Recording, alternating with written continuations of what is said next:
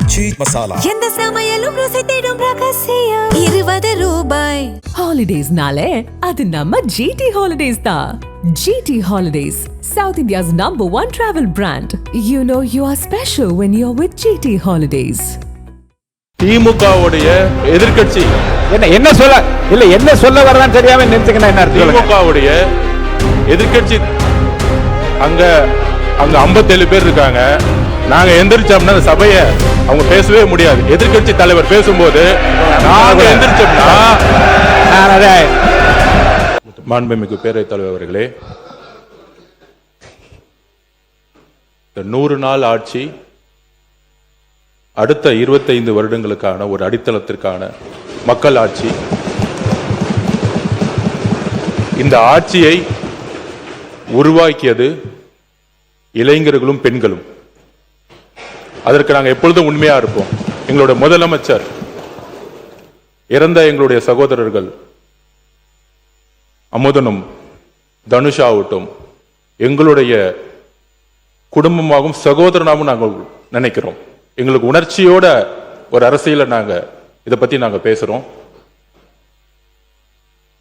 இதை பற்றி மாண்புமிகு 2 அமைச்சர்களும் விளக்கினார்கள். என்ன நடந்தது, அதற்கான தகுந்த நடவடிக்கை என்ன அப்படி என்று. குறிப்பாக ட்ரக்ஸ், போதை ஒரு முக்கியமான பிரச்சனைங்கிறது மாண்புமிகு அனைத்து கட்சி சட்டமன்ற உறுப்பினர்களும் மூத்த உறுப்பினர்களும் அது கடுமையான நடவடிக்கை எடுக்கணும். காவல்துறை உடைய அறிக்கையை மட்டும் நீங்கள் நம்பாதீங்க அப்படிங்கிறத பதிவு பண்ணாரு. குறிப்பாக கம்யூனிஸ்ட் கட்சியுடைய தோழர் ஆகட்டும், அதிமுகவுடைய சட்டமன்ற உறுப்பினராகட்டும், அனைத்து கட்சி உறுப்பினர்களாகட்டும், நாங்கள் உறுதியாக கூறுகிறோம், காவல்துறையுடைய அறிக்கையா இல்லை காவல்துறையா இல்லை இறந்த சகோதரியின் தாய்னா எங்க முதலமைச்சர் ஒரு தாய் பக்கம் தான் நிற்பார். உறுதியாக சொல்றோம். விசாரணையில் எந்த விதமான அழுத்தங்களும் இந்த ஆட்சியில் எப்பொழுதும் ஏற்படாது. அரசியல் அழுத்தமா இருக்கட்டும். நேற்றே நானும் முதலமைச்சருடைய ஆணையின்படி நானும் திரு ராஜ்மோகன் அவர்களும் பள்ளித்துறை அமைச்சரும் சென்றோம். தனுஷ் அவர்களுடைய வீட்டில் சென்றோம். ஒரு குடும்பத்தை சந்தித்தோம். 4 கோரிக்கை வச்சாங்க. கிட்டத்தட்ட 12 பேர் கைது செய்யப்பட்டிருக்கீங்க.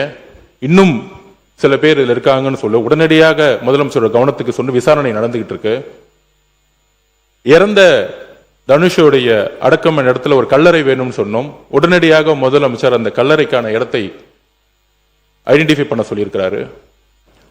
அவர்களுக்கான வன்கொடுமை தட்டத்தின்படி அவர்களுக்கான உரிய இழப்பீடை இன்றைக்கு கலெக்டருக்கு கொடுக்க சொல்லி முதலமைச்சர் உத்தரவிட்டிருக்காரு. இதோடைய வெளிப்பாடுதான் தற்போதைய ஆட்சி பொறுப்பேற்ற உடனே மாண்புமிகு முதலமைச்சர் அவர்கள் கையெழுத்திட்ட 3 திட்டங்களில் anti narcotics task force ANTF திட்டம் ஒன்றாகும். இத்திட்டத்தின் முக்கியத்துவம் கருதி இத்திட்டத்திற்கு ரூபாய் 264.14 கோடி நிதி மாண்புமிகு முதலமைச்சர் அவர்களின் உத்தரவுப்படி ஒதுக்கீடு செய்யப்பட்டு மாநிலம் முழுவதும் 65 ஆன்டி நார்கோட்டிக்ஸ் டாஸ்க் போர்ஸ் அலகுகள் உருவாக்கப்பட்டுள்ளன. எனவே இந்த அரசு தமிழ்நாட்டிலிருந்து போதைப் பொருள் பழக்கத்தை அடியோடு வேறறுக்க வேண்டும் என்பதில் மிக உறுதியாக உள்ளது. இந்த நடவடிக்கையில் அரசு எந்தவித சமரசமும் செய்து கொள்ளப் போவதில்லை. ஆனால் நான் குறிப்பிட்ட கம்யூனிஸ்ட் தோழர்களை பத்தி பேசினேன், அதிமுக தோழர்களை பத்தி பேசினேன். நான் திமுக பத்தி பேசவே இல்லை. திமுகவுடைய எதிர்கட்சி என்ன சொல்ல வரதான் தெரியாம நினைச்சுக்கணும். என்ன திமுகவுடைய எதிர்கட்சி அங்க 57 பேர் இருக்காங்க. நாங்க எந்திரிச்சோம்னா அந்த சபையை அவங்க பேசவே முடியாது. எதிர்கட்சி தலைவர் பேசும்போது நாங்க எந்திரிச்சோம்னா அதாவது மாண்புமிகு சபை என்ன பேச பொதுப்பணித்துறை அமைச்சர் சொன்ன கருத்தை நான் ஏற்க முடியாது. பொதுப்பணித்துறை அமைச்சர் சொன்ன கருத்தை ஏற்க முடியாது.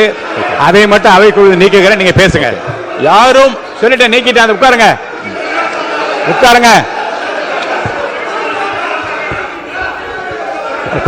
உட்காருங்க. மாண்புமிகு பொதுப்பணி இல்லைங்க, மாண்புமிகு மாண்புமிகு பொதுப்பணித்துறை அமைச்சர்கள் கடைசியில் கூறிய வாசகம் மற்றும் நீக்கப்பட்டு சொல்லிவிட்டேன். நீங்க உட்காருங்க உட்காருங்க உட்காருங்க. நீங்க எனக்கு புரியல, கொலடா கொலடா அவரா இல்ல நீங்களா எனக்கு தெரியல. உங்க கொலடா நிக்கிறார், நான் நிக்கிறேன். நீங்க தொடர்ந்து பேசினா என்ன அர்த்தம்? மாண்புமிகு பொதுப்பணித்துறை அமைச்சர்.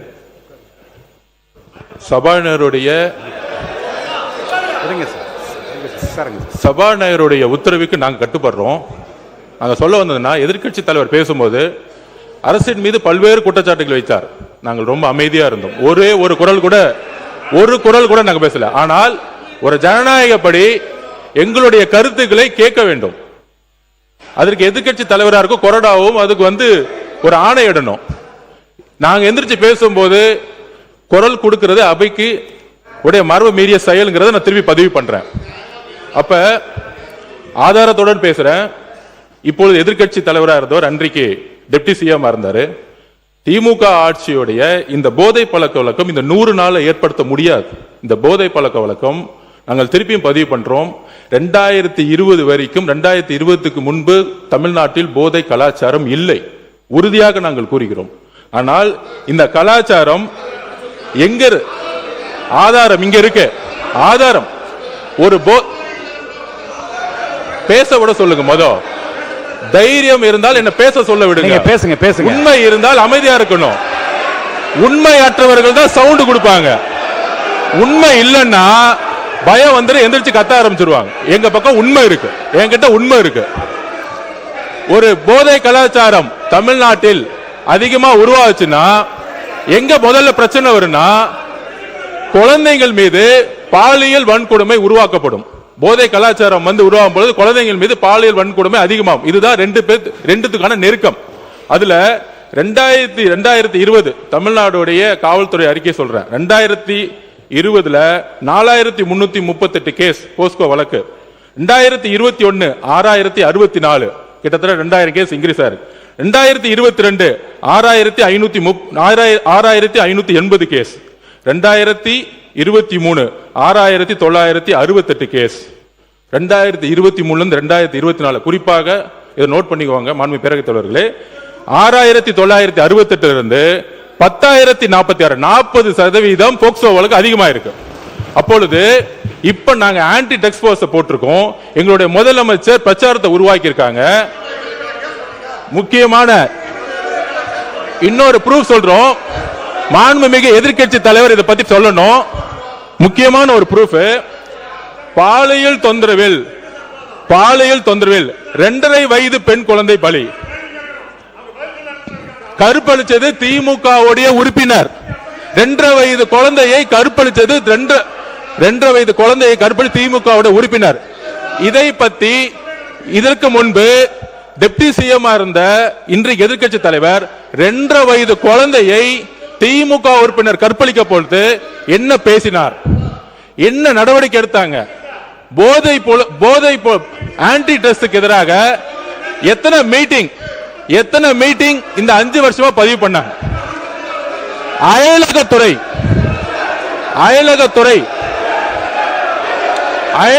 என்பது உட்காருங்க, நீங்க உட்காருங்க.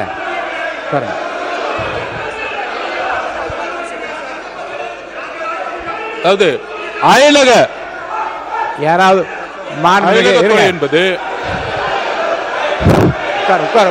உட்காருங்க. நீங்க உட்கார சொல்லுங்க. மாண்புமிகு அவர் பேசி முடிக்கட்டும்.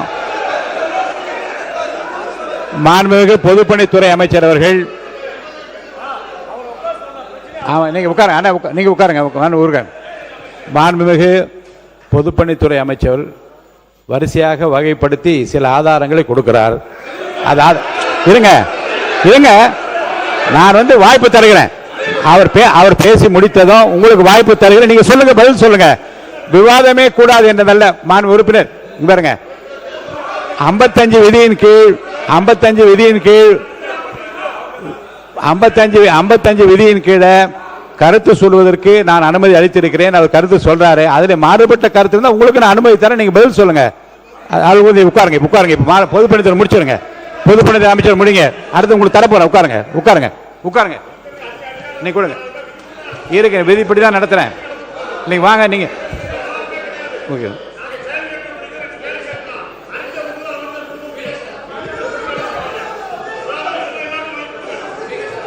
நான் எதிர்கட்சி தலைவருக்கு முழுமையா பேச வாய்ப்பு கொடுத்து தவறுன்னு சொல்றீங்களா நீங்க? அப்போ அது எவ்வளவு சொன்னார், நான் அமைதியான கேட்டு இருந்தேன். எல்லாம் உரிமைக்கு அது பதில் சொல்ற உரிமை அவருக்கு இருக்கிறது இல்லையா?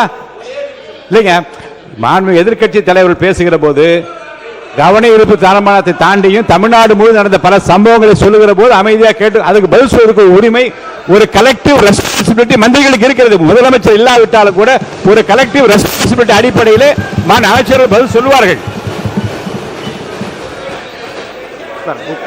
அவர் பேசி முடிக்கட்டும். உங்களுக்கு தர வாய்ப்பு தர பேசுங்க, வாய்ப்பு தர பேசுங்க, சொல்லுங்க. மாண்புமிகு பேரவைத் தலைவர்களே, இந்த ஆதாரங்கள் எல்லாம் திமுக ஆட்சியில் போலீஸ் கொடுத்த அறிக்கை. இது தமிழக வெற்றி கழகத்தோட அறிக்கை கிடையாது. இது போலீஸ் முன்னாள் முதலமைச்சர் மு க ஸ்டாலின் அவர்கள் ஹோம் மினிஸ்டரா இருக்கும் பொழுது அன்றைக்கு கொடுத்த டிஜிபி, அன்றைக்கு கொடுத்த இருந்த எஸ்பிக்கள் கொடுத்த ஆதாரம். இது போக்சோ வழக்கு கிட்டத்தட்ட 40-60% ஒவ்வொரு ஆண்டும் ஏறி இருக்கு.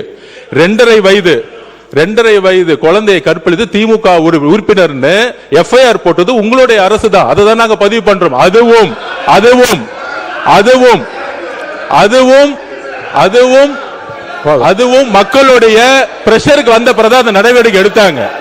அதனால இந்த போதை பழக்க வழக்கம்ங்கிறது 100 நாட்கள் உருவாகல.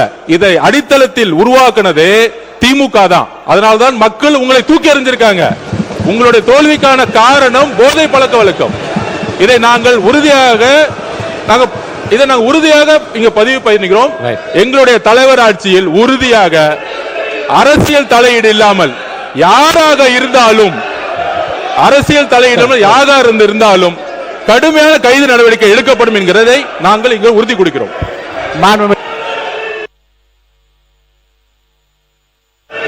மாநிலத்துறை அமைச்சர் அவர்கள் பேசிய பிறகு மாநில எதிர்கட்சி தலைவர் அவர்கள் நீங்க தொடர்ந்து இதை உங்கள் கருத்துக்கள் நீங்க பதிவு செய்யலாம். நக்கீரன் டிவிக்கு சப்ஸ்கிரைப் செய்யுங்கள். உங்கள் ஆதரவே எங்கள் பலம். ஆசிரியர்களுக்கு நண்பனாகவும் மாணவர்களுக்கு ஆசானாகவும் திகழும் தேர்வு வழிகாட்டி. ஒவ்வொரு பாடத்திற்கும் அனுபவமிக்க ஆசிரியர்களின் துல்லியமான தெளிவான விடைகள். CNC இருக்கு, தேர்வு பயம் எதற்கு? இது தீரன் பப்ளிஷிங் ஹவுஸ் விற்பனை வெளியீடு.